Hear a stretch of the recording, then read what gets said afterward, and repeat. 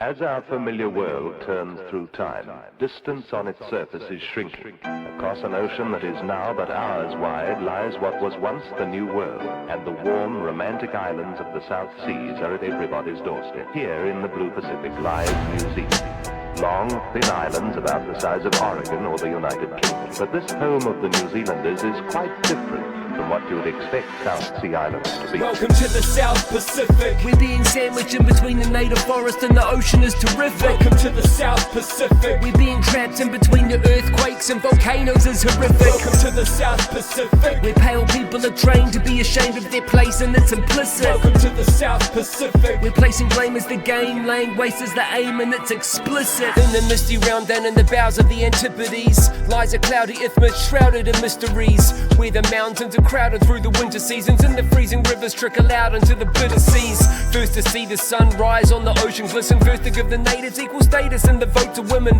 first to make a standard time for a whole nation, first to raise the pride flag of parliament. Such a bold statement. Under the Southern Cross the brothers call us Cuzzle Boss. Then after a dozen swappers some the gloves are coming off. The rock that's under us is shuddering from sudden shocks. This tropic thunder when someone's flocked to flood our jobs. It's not their fault that we've been dropping our birth rates. That's on our government that set this off in the first place.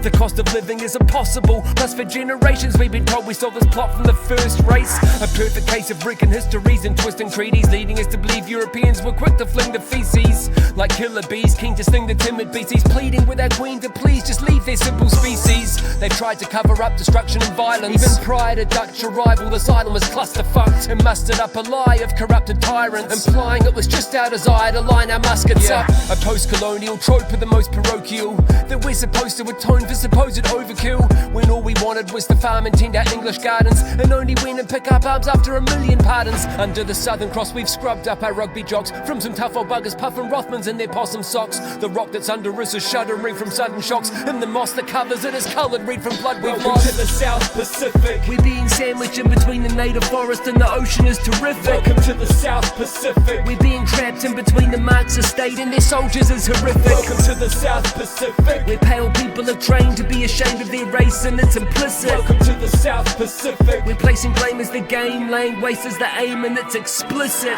It's certain that a thirst for freedom is a Kiwi's purpose, eternally a beast of burden for the Secret Service, nervous that it's worthless sheep won't keep to where our leaders hurt us. These disturbed elites won't sleep until we eat weevil burgers, deterred from feeding from a freezer of home kill. We're phoning in for pizza and a liter of foam swill.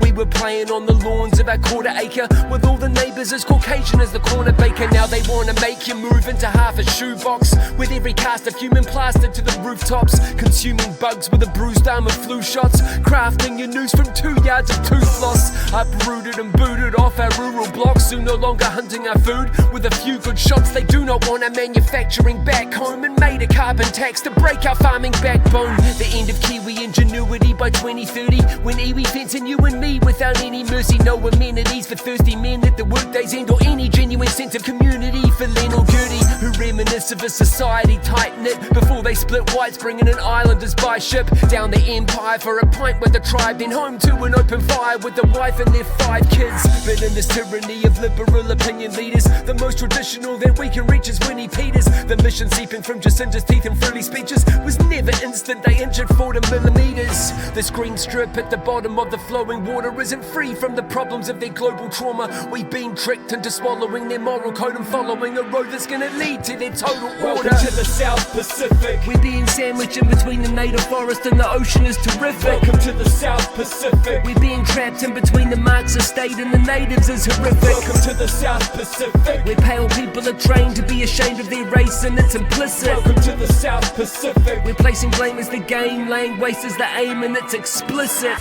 Your whole heritage is related to the land of your birth. They say this is where your forebears used to talk, and this is where they spilled blood, and this is where they raised dust.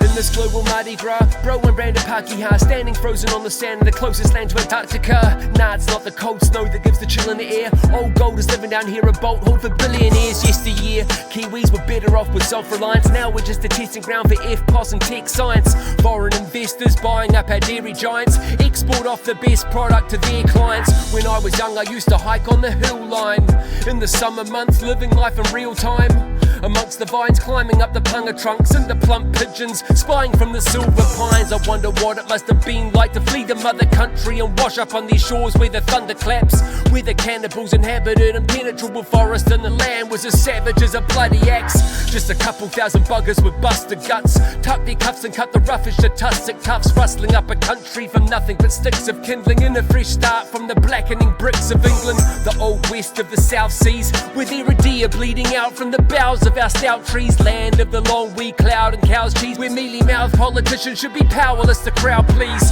handing out our house keys to the highest bidder, splashing out on the Chinese buying them dinner, flying in the cheap migrants to pick our pockets so that the mega conglomerates can get their regal profits. What the fuck you think this multicultural model is? It wasn't just plucked from their butthole for warm fuzzies. It's not about a cast of foreigners sitting round the campfire singing Kumbaya like long lost cousins. It's vulture capital at its most despicable. Actual robber barons rebranded as neoliberal, tapping the developing nations to keep shaving costs. Man is interchangeable cogs in their cheap labour force, launching propaganda campaigns promoting human rights, like the rights of all humans to own the newest Nikes.